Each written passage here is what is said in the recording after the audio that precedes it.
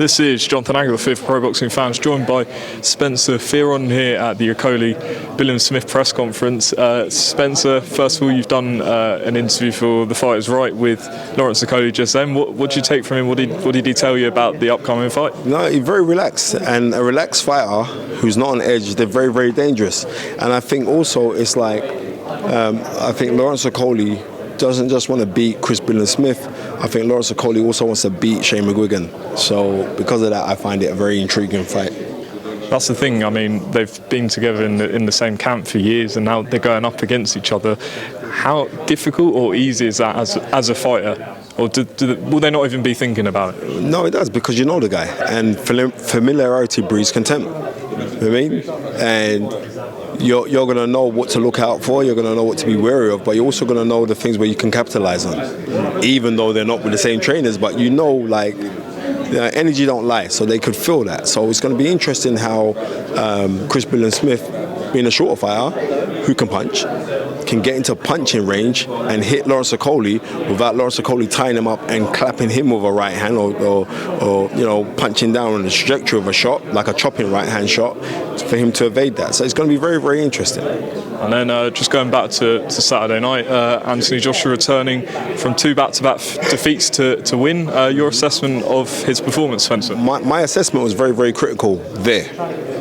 Going home and watching the fight, it kind of changed, man. It kind of changed my opinion a little bit, because I actually saw very, very good technical things that he was doing, right? But I didn't want to see that. I wanted to see a knockout. So I was so engrossed in my mind to say Anthony Joshua will just knock this guy out, because I've had the nights of Anthony Joshua beating Klitschko. I've had the nights when he knocked out Charles Martin. You know what I mean? I had the nights when him and Dylan White hurt him in the second round and he come back and he stops Dylan White. I've had those nights, right? But especially being in the 0-2 is surreal.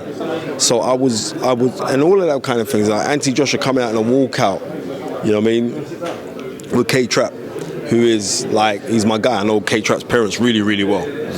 Like, I grew up with his parents. So when I see that, it was like, yeah, you're gonna go do something here. And I didn't see that, but what I did see is somebody who is trying to understand the game. And also, Anthony Joshua put in a better technical performance than he did against Andy Ruiz in the second fight. Technically, there's certain things, and he looked more polished. But I was so hell-bent on, now just blaze out this guy, I forgot all the good work that he did. So I do actually owe Anthony Joshua and his team an apology to that case. But I still think that you should have knocked him out in 6 rounds. I'm not gonna hide that. I'm just still think he's right. But you know, when you're a work in progress, and similarly to what Lennox Lewis did after Lennox Lewis got knocked out in September of '94 versus Oliver McCall, he came back and he hired Emmanuel Stewart, and the fights that he had, I think he fought Levi Billups Lionel Butler, and like I'm seeing, like, on the things what Lennox was, he was trying to perfect his jab, but the performances were totally different. But it's also this part here. Franklin's bloody good, you know. I'm gonna be real. Franklin is a very, very good boxer. He's very, very good. And you know, we're gonna.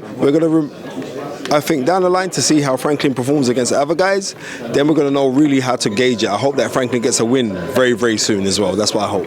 Just picking up on what you just said about sort of you've seen the nights of Klitschko and Martin, and you wanted to see the knockouts like everyone did.